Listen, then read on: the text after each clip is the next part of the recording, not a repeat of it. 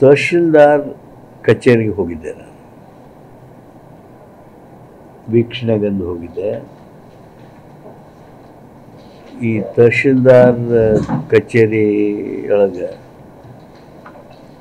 ನನಗೆ ಬಂದಂಥ ದೂರಿನ ಹಿನ್ನೆಲೆಯೊಳಗೆ ಇತ್ತೀಚಿನ ದಿವಸಗಳಲ್ಲೇನೂ ಸಹಿತ ಅಂದರೆ ಆಫ್ಟರ್ ಜುಲೈ ಕೆಲವರು ದುಡ್ಡು ಪಡೆದು ಅನರ್ಹರಿಗೆ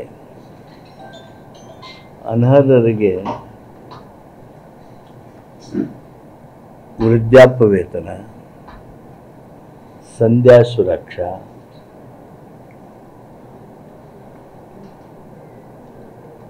ವಿಧವಾ ವೇತನ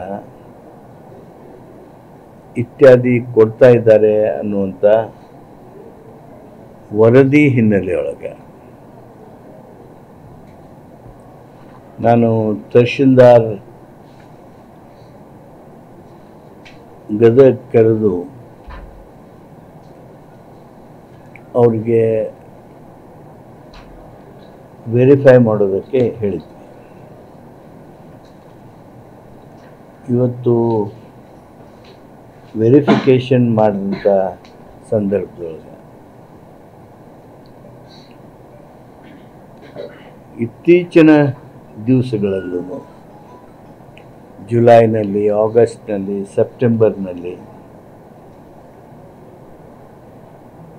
ದೊಡ್ಡ ಪ್ರಮಾಣದ ಪೂರ್ಣವಾಗಿ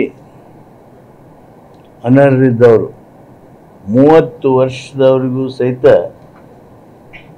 ವೃದ್ಧಾಪ್ಯ ವೇತನ, ಸಂಧ್ಯಾ ಸುರಕ್ಷಾ ಯೋಜನೆ ಅಡಿಯೊಳಗೆ ಅವ್ರಿಗೆ ವೇತನವನ್ನು ಮಂಜೂರಿ ಮಾಡಿರ್ತಕ್ಕಂಥ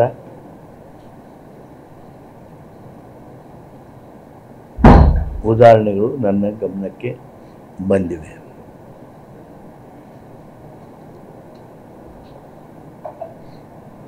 ಸುಮಾರು 200-300 ಇತ್ತೀಚಿನ ಹೇಳ್ತಾ ಇದ್ದೀನಿ ನಾನು, ಇತ್ತೀಚಿನ ಪ್ರಕರಣಗಳೊಳಗೆ 150ರಷ್ಟು ಪ್ರಮಾಣದ್ದು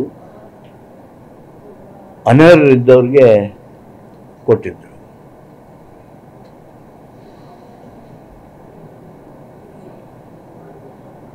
ಆ ಹಿನ್ನೆಲೆಯೊಳಗೆ ಇವತ್ತು ಜಿಲ್ಲಾಧಿಕಾರಿಗಳನ್ನು ಕರೆಸಿಕೊಂಡು ತಹಶೀಲ್ದಾರ್, ಜಿಲ್ಲಾಧಿಕಾರಿಗಳು ಎಲ್ಲರೂ ನಾವು ನಡೆದಿರ್ತಕ್ಕಂಥ ಆ ಪ್ರಕ್ರಿಯೆ ಹಾಗೂ ಆ ತಪ್ಪುಗಳು ಎಲ್ಲವನ್ನು ಗಮನಿಸಿದ್ವಿ. ತಕ್ಷಣ ನಾನು ಮಾನ್ಯ ಜಿಲ್ಲಾಧಿಕಾರಿಗಳಿಗೆ ಸೂಚನೆ ಕೊಟ್ಟಿದ್ದೇನೆ. ಆ ಡೆಪ್ಟಿ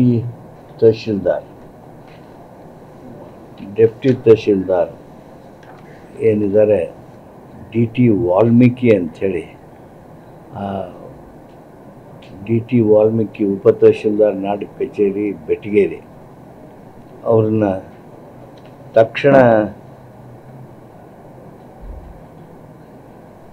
ಸಸ್ಪೆಂಡ್ ಮಾಡಬೇಕು, ಅಮಾನತುಗೊಳಿಸಬೇಕು. ಹಾಗೂ ಎನ್ಕ್ವೈರಿ ಹಾಗೂ ಇತರ ಕಾನೂನಾತ್ಮಕವಾಗಿ ಏನು ಕ್ರಮವನ್ನು ತೆಗೆದುಕೊಳ್ಬೇಕು ಅಂಥೇಳಿ ಸೂಚನೆಯನ್ನು ಕೊಟ್ಟಿದ್ದೇನೆ.